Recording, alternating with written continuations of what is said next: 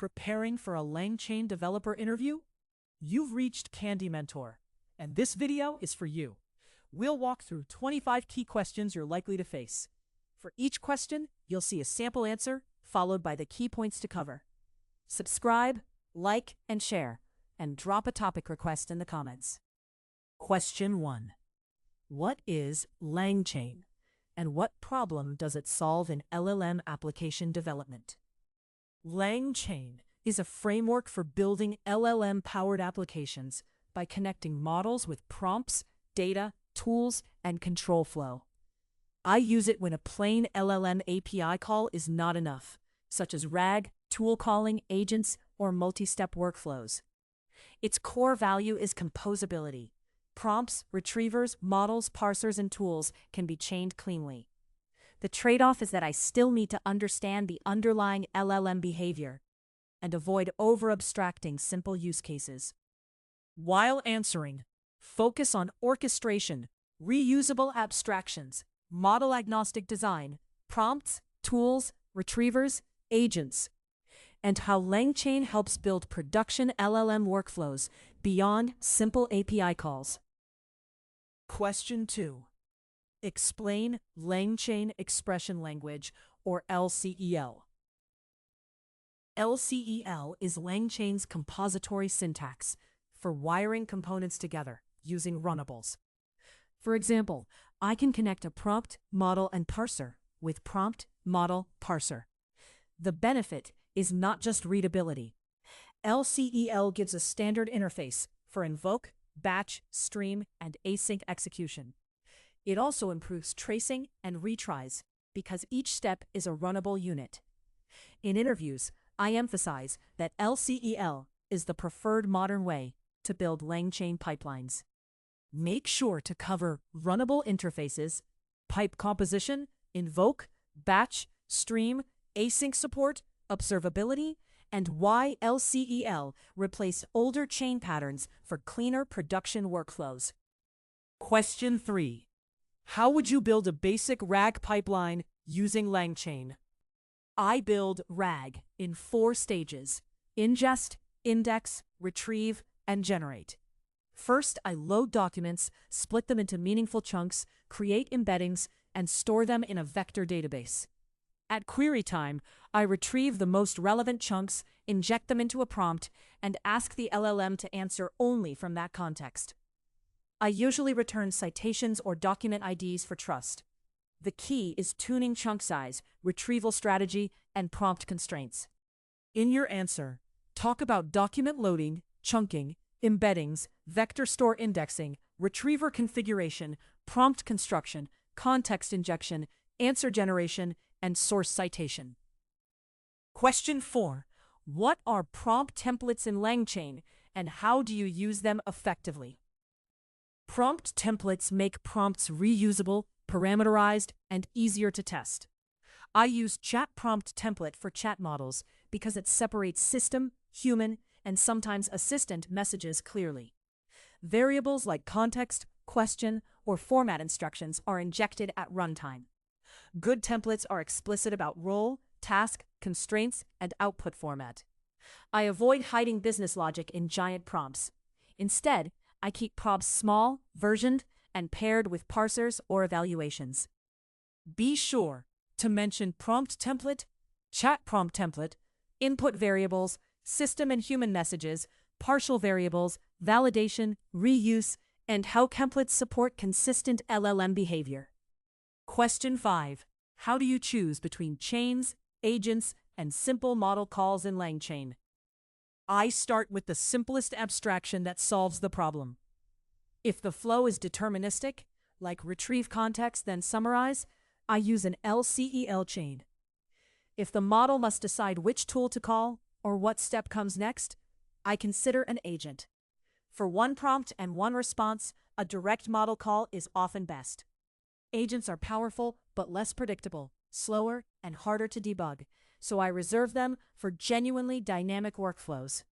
While answering, compare deterministic workflows, dynamic decision-making, tool use, cost, latency, reliability, debugging complexity, and when a simple LLM call is the best solution. Question 6. What is a LangChain agent, and how does tool calling work? A LangChain agent lets an LLM decide which tools to use to complete a task. Tools expose a name, description, and input schema, so the model can select them based on the user request. The loop is usually reason, call tool, observe result, continue, then answer. Modern agents often rely on native model tool calling rather than fragile text parsing. I always set iteration limits, validate tool inputs, and log traces for debugging. Make sure to cover reasoning loops, tool schemas, model tool selection, observations, final answers, guardrails, max iterations, and differences between classic agents and native function calling. Question 7. How would you create a custom tool in LangChain? I create a custom tool by wrapping a Python function and giving it a clear name, description, and input schema. For simple cases, the @tool decorator works well.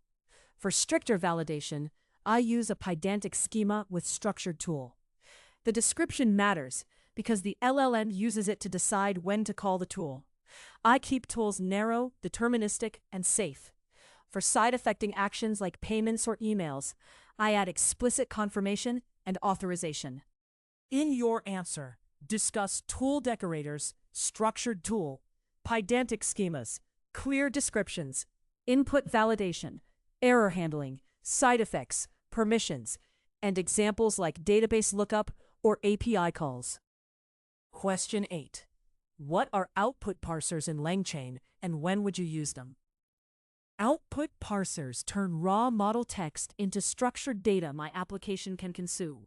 For example, I might parse a response into a pedantic object with fields like title, priority, and due date.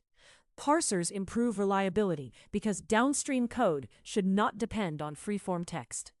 I usually combine them with format instructions and validation. When available, I prefer native structured output or tool calling because it is typically more robust than asking for JSON in plain text. Be sure to mention structured responses, JSON parsing, pedantic validation, retry strategies, format instructions, downstream reliability, and alternatives like model-native structured output. Question 9. How does LangChain support streaming responses, and why does it matter? Streaming lets the application show tokens as they are generated instead of waiting for the full response. In LangChain, I can use stream or astream on compatible runnables and models. This matters for user experience, especially chatbots, summarizers, and coding assistants where responses may be long. I also use callbacks to capture intermediate events. The caveat is that structured parsing and agent tool calls may need special handling because not every step streams cleanly. While answering, cover token streaming, stream and astream methods, callbacks, user experience, long-running responses, partial rendering, cancellation, and limitations when tools or parsers are involved. Question 10. What is memory in LangChain, and how would you manage conversation history? Memory is how an application carries context across turns. For chat, I usually store message history outside the model, then inject the relevant portion into the prompt. In modern LangChain, runnable with message history is a common pattern. I avoid blindly sending the entire conversation because it increases cost and can confuse the model. For long sessions, I summarize older messages or retrieve relevant memories. I also treat chat history as sensitive data and apply retention controls. Make sure to cover chat history, short-term versus long-term memory, token limits, summarization, persistence, runnable with message history, privacy, and avoiding irrelevant context accumulation. Question 11. How do embeddings work in a LangChain application? Embeddings convert text into numeric vectors that capture semantic meaning. In LangChain, I use embedding models to index documents and compare queries against them using similarity search. The quality of embeddings strongly affects RAG accuracy, so I choose models based on domain, language, cost, and latency. I also batch embedding calls during ingestion. One practical point: if I change the embedding model, I usually need to rebuild the vector index. In your answer, discuss semantic vector representations, embedding models, dimensionality, similarity search, normalization, batching, cost, multilingual behavior, and why embedding choice affects retrieval quality. Question 12. How would you decide the right chunk size and overlap for document splitting? Chunking is a retrieval quality decision, not just a pre-processing step. If chunks are too small, the answer may miss context. If they are too large, retrieval becomes noisy and expensive. I start with structure-aware splitting, such as headings, paragraphs, or code blocks. Then tune chunk size and overlap based on evaluation results. Overlap helps preserve continuity, but increases index size. For technical documents, I prefer keeping logically complete sections together whenever possible. Be sure to mention semantic coherence, token limits, retrieval precision, overlap trade-offs, document structure, recursive splitters, evaluation, and how chunking impacts answer quality. Question 13. What is the difference between a vector store and a retriever in LangChain? A vector store stores embeddings and documents, while a retriever is the interface that returns relevant documents for a query. Many vector stores can be converted into retrievers, but retrievers can do more than simple similarity search. They may apply filters, NMR, compression, re-ranking, or hybrid search. I prefer wiring chains against the retriever abstraction because it keeps the application flexible if I later change Pinecone to Chroma, Face, Elasticsearch, or another backend.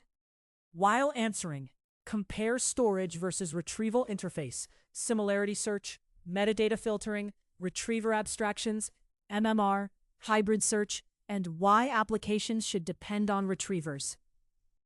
Question 14.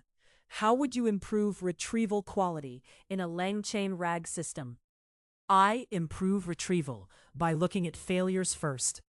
Did we retrieve the wrong context, too little context, or good context, but a bad answer? Then I tune chunking, add metadata filters, try hybrid search, or use multi-query retrieval for broader recall. For precision, I may add a re-ranker or contextual compression. I also log retrieved documents and evaluate against representative questions. RAG quality usually improves more from retrieval tuning than prompt tweaking alone. Make sure to cover better chunking, metadata filters, hybrid search, query rewriting, multi-query retrieval, re-ranking, contextual compression, evaluation metrics, and analyzing failed examples. Question 15. What are callbacks in LangChain, and how are they useful in production? Callbacks let me observe what happens during a LangChain run. They can capture model starts, tool calls, retrieve documents, tokens, errors, and final outputs. In production, this is essential because LLM workflows are multi-step, and failures are often hidden inside a chain. I use callbacks for streaming, logging, metrics, and debugging agent behavior. Combined with LangSmith, callbacks give traces that help explain cost, latency, and unexpected responses. In your answer, talk about tracing lifecycle events, token usage, latency, errors, streaming, custom handlers, observability, debugging agents, and integration with LangSmith or monitoring tools. Question 16. How do you use LangSmith with LangChain? LangSmith is the observability and evaluation layer I use with LangChain applications. It records traces across prompts, models, retrievers, tools, and parsers, so I can inspect exactly what happened. I also use it to create datasets, run evaluations, compare prompt versions, and monitor production behavior. This is valuable because LLM bugs are rarely simple exceptions. They are often quality regressions. LangSmith helps turn subjective prompt testing into repeatable engineering feedback. Be sure to mention tracing, datasets, evaluations, prompt versioning, debugging, comparing runs, production monitoring, feedback collection, and how LangSmith helps move from prototype to reliable app. Question 17. How would you handle errors, retries, and fallbacks in a LangChain pipeline? I treat LLM calls like unreliable network dependencies.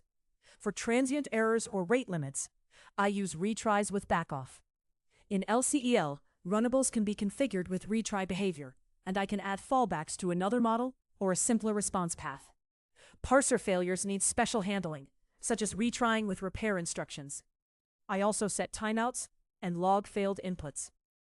For side-effecting tools, retries must be idempotent to avoid duplicate actions. While answering, cover transient API failures, rate limits, parser failures, with retry, fallback models, timeout handling, circuit breakers, idempotity, and logging failed inputs for analysis.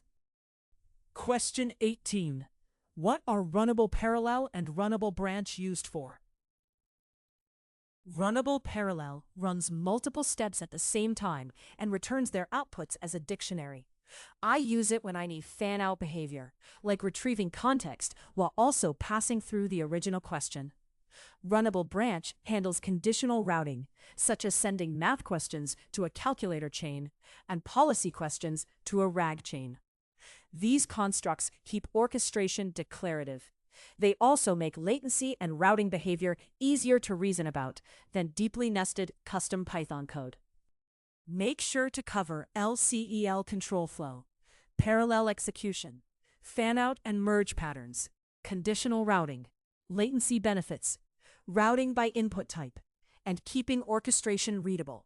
Question 19. How would you implement structured output from an LLM using LangChain? I define the desired response as a schema, usually with Pydantic, and then bind it to the model using structured output support when available. For example, I might ask the model to return a ticket classification object with category, urgency, and reasoning. LangChain can validate the result and give me typed data. If the model lacks native structured output, I use parsers and retry logic. I keep schemas simple because complex nested formats increase failure rates. In your answer, discuss Pydantic schemas with structured output, output parsers, JSON mode, tool calling, validation, retrying malformed responses, and designing schemas that are not overly complex. Question 20. How do you evaluate a LangChain application before deploying it? I evaluate at both component and application levels. For RAG, I check whether the retriever returns the right documents, then whether the final answer is grounded and relevant. I create a golden dataset of realistic questions and run regression tests when prompts, models, or indexes change. I also measure latency, token cost, and failure rates. Human review is still important for high-risk domains. After deployment, I continuously sample traces and user feedback. Be sure to mention golden datasets, regression tests, retrieval metrics, answer relevance, faithfulness, latency, cost, human review, adversarial cases, and continuous evaluation after release. Question 21. What security risks should you consider when building LangChain applications? The biggest risk is giving the model access to data or tools without guardrails. Prompt injection can make a model ignore instructions, leak retrieved content, or misuse tools. I isolate secrets, enforce authorization outside the LLM, validate tool inputs, and restrict what tools can do. For RAG, I watch for poisoned or untrusted documents. I also avoid logging sensitive prompts blindly. Sensitive actions should require explicit user confirmation or human approval. While answering, cover prompt injection, data leakage, unsafe tools, retrieval poisoning, secrets management, authorization, output filtering, sandboxing, logging privacy, and human approval for sensitive actions. Question 22. How would you optimize latency and cost in a LangChain-based chatbot? I optimize cost and latency by reducing unnecessary tokens first. That means tighter prompts, fewer retrieved chunks, summarized chat history, and smaller models where quality allows. I use streaming to improve perceived latency and async execution for independent steps. Embeddings should be batched during ingestion, and repeated calls can use caching.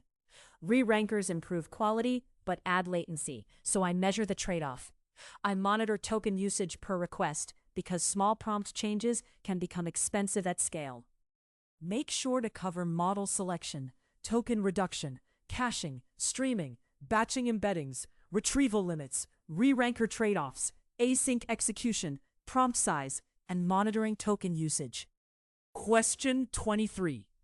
How would you design a LangChain application that talks to a SQL database? For SQL, I start with read-only database credentials and expose only the schemas the user is allowed to query. LangChain can help generate SQL from natural language, execute it, and summarize results. However, I never trust generated SQL blindly. I validate queries, block destructive statements, limit rows, and log execution. For complex analytics, I often let the model draft SQL, but keep a deterministic validation layer between the LLM and the database. In your answer, discuss SQL agents or chains, schema inspection, least privilege credentials, query validation, read-only access, result summarization, prompt injection risks, and preventing destructive operations. Question 24. How do you deploy a LangChain application in production? I usually deploy LangChain behind an API service, such as Fast API, with clear separation between ingestion jobs and query time serving. Environment variables manage model keys and vector database credentials. I add tracing, metrics, timeouts, retries, and request logging with privacy controls. For scale, I use async calls where supported and run background workers for indexing. I also pin dependency versions because LangChain evolves quickly, and I test chains before each release. Be sure to mention API wrapping, environment configuration, model credentials, observability, scaling workers, async handling, vector database persistence, testing, rate limits, and separating ingestion from query serving. Question 25. What are common mistakes developers make when using LangChain? The most common mistake is reaching for agents when a deterministic chain would be simpler and more reliable. Another is treating RAG as plug-and-play without tuning chunking, metadata, and retrieval. Many teams also skip evaluation, so they cannot tell whether changes improved quality. I watch cost, latency, and security from the beginning. LangChain is powerful, but it does not remove the need for strong software engineering, observability, and product-specific testing. While answering, cover overusing agents, weak prompts, poor chunking, no evaluation, ignoring costs, unsafe tools, missing observability, version drift, and not understanding model limitations. If you are still with us, congratulations. You are much ahead of the rest and serious about preparing for your interview. We hope we were able to add value to your preparation and create some helpful content. Do not forget to like and share this video.